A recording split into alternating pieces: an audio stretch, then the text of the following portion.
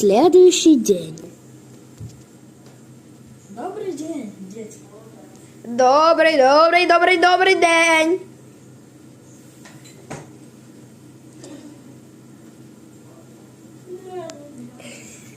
Сьогодні ми отримав уроку розслабитися і подумати над своїми вчорашніми поступками.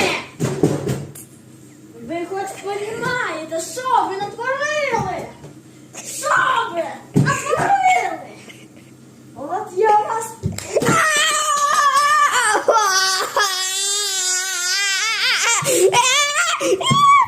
Заспокійся, будь спокійним. Люха!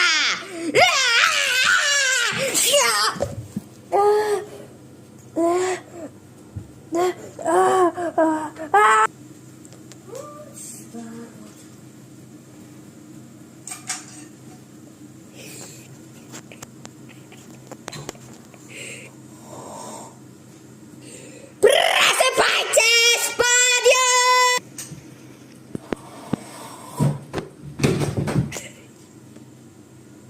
Подъем!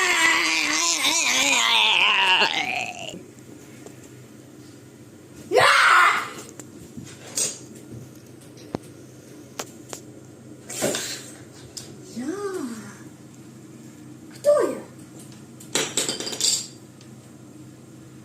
Вы реально повелись! Я сейчас вам голову отрываю! Почему вы меня не разбудили?